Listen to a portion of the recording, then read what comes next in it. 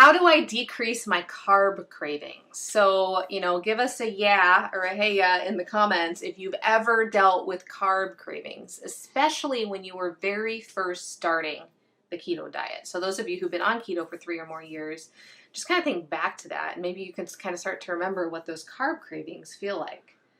So I wanted to start with beginners, right? So Okay. in your first 1 to 4 weeks, it's going to be a little different for everyone.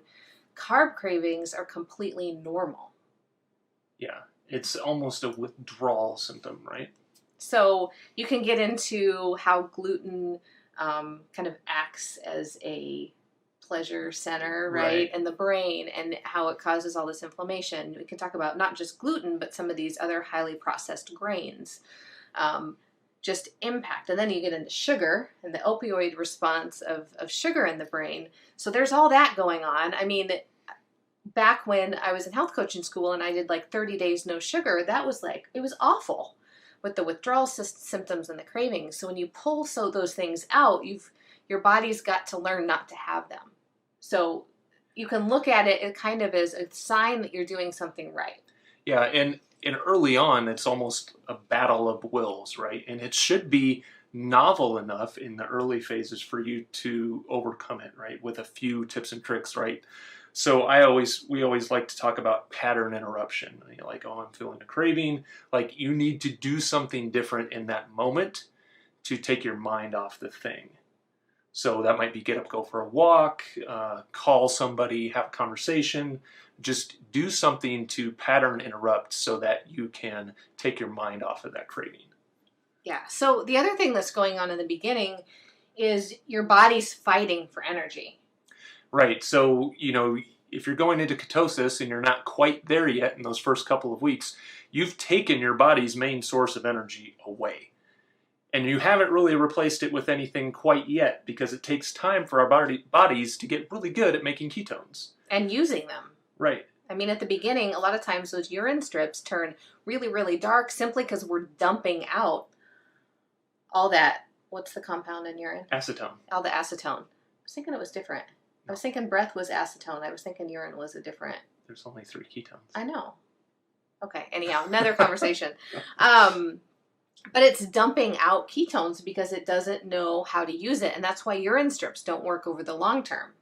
Yeah. A lot of people use urine strips and go, oh no, I'm not in ketosis anymore. I didn't change anything. What happened? Well, your body's using them now. So urine strips are great in the beginning to see how much is being excreted. But it'll back off over time. So just consider those things. And in the very beginning, your body's learning. You're going through withdrawal symptoms. I mean, if I gave up coffee, right? You're going to have some headaches. You're going to have withdrawal symptoms. So just be aware of that. So what can you do? A lot of people use the external exogenous BHB supplements, beta hydroxybutyrate salts, to kind of help get them through that phase. And that's a legitimate use. But pay attention to the triggers. So if you're new or not new to keto, pay attention to the triggers. One thing I notice is a lot of times I'm watching a TV show or a movie and I'm like, oh man, I could really go for some popcorn. And I look at the screen and they're eating popcorn. Or somebody in your house is eating something and they're not on a keto diet. Like the triggers are real. Yeah, and they're everywhere. So, watching TV shows, watching movies, being out, driving through your neighborhood and seeing the ice cream truck come by your house, right? So think about all these external cues in your environment that are telling your brain, oh, food, oh, food, oh, food. And carbs are always going to be attractive to the brain and the body because they're a really rapid source of energy. Yeah. So carb cravings, what does a craving mean to you? So if you're struggling with cravings right now, tell me in the comments, like, what does a craving feel like to you? Is it hunger, like real hunger? Is it an uncomfortable feeling in your body that you want to soothe by eating carbohydrates? Is it boredom? Being more confined to the house, not able to go out, maybe you're not back to work yet. Is it simply boredom? Like, what does that feel like to you? Yeah. And if you I know this sounds really basic, but just try it Anytime you hear us sharing something and you're like, oh, duh, I knew that. Oh, duh, I knew that. Take a pause for a moment and think about it. Jeremy refers to this as the moment in between the moments. Like, catch yourself and ask yourself, am I doing this? If Tara called me right now and said, hey, Jody, you just said, yeah, I already knew that. Show me your planner. Show me where on paper that you're doing that in your life. What would you say? Would you be able to prove it? And that can help you kind of catch the brain's automatic tendency to push away anything that's difficult. Our brain hates to do hard things. It loves routine. It loves simple, easy, no work. Yeah. So it's training yourself to think about things differently. So think about these cravings. Are they really food cravings? Are they really physical cravings in your body? Or is it simply a craving to feel differently? So is it a craving to feel comforted, to feel safe, for the world to go back to the way it was a year ago? Like, what is it that you actually desire to happen? And then do something to fill that imbalance. So that might be a phone call to a family member or a friend and just chat. It could be going out on a walk if you're able to get outdoors. There's what can you do to interrupt the pattern? And we don't have the answer for every single situation. Like, if you have like I saw a comment, like the cravings are coming late at night and doing something externally is not going to work, then you're going to have to come up with strategies that suit your situation. But journaling at nighttime, journaling can be a great way. Like, okay, I can have that snack, but first I have to spend 20 minutes journaling. Yeah. And just write, don't edit, just write with a pen and paper, like a real pen and paper in a notebook, and just journal for 20 minutes. And most likely what will happen is at the end of the 20 minutes, you'll have written something on the page, and now you realize why the heck you had the craving in the first place, and now you don't need the food. Yeah. Also, just do what I do, or have done in the past. Go grab the thing that you crave and then talk to it. Talk to it. And you'll realize that it's normal, but it's kind of ridiculous that we feel like we're powerless over inanimate objects when we are the ones that have all the control. We really do. We have the control.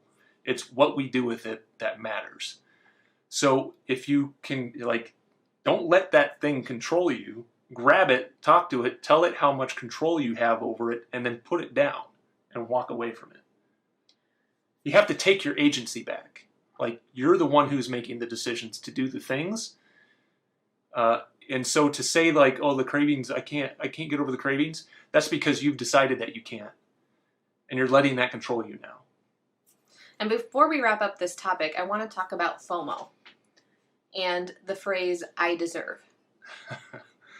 So the fear of missing out is very real, and it's present in everyone. We look at someone who looks healthy, seems healthy, doesn't have to have weight issues, isn't dealing with the disease or, problems that we, got because of our genetics. And there's some jealousy there and, fear of missing out, and you feel left out of things. And the phrase in your head starts to be, well, I deserve to have that too. Well, take that a step further. What do you deserve? Do you deserve health? Do you deserve to feel good in your body every day? Do you deserve to reverse, if you're dealing with type 2 diabetes or heart disease or high cholesterol or whatnot, do you deserve to reverse that so that you can create a life that you truly love to live in? Isn't that what you deserve? Is it really the ice cream cone? Yeah, you don't just deserve it, you have a right to it, right? You have a right to be healthy. You have a right to be happy. This is enshrined in the Bill of Rights. You'll hear me sometimes say, get over what you think you deserve. Go out and take control or ownership of your rights. You have a right to have a body that you love. So do the things that support that. And there's only one person that can do those things, and that's you. And that means showing up in the hard moments and doing the thing you don't want to do. Not giving into the carb cravings, not cheating every weekend on keto. It's not easy. There's always going to be fear of missing out. There's always going to be your brain going, I deserve that. I had a bad day. I deserve that. But just learn, like keep showing up for these live streams, connect with other people, get into our free Facebook support group. If you know you need a lot of support, if you know you need eyeball to eyeball support and training, join our membership program. We have a low-cost group coaching program where we meet eyeball to eyeball every single week for a low price, for an affordable price. Now, it's not $2. Why isn't it $2? Because you wouldn't show up for $2. You're not going to show up. You're not even going to show up for $10 a month. In fact, when I had very early founders pricing at $19 a month, people weren't showing up. It's very rare that you show up for things that are free. So, good job tonight because you're here and this is free. So you already get a pat on the back.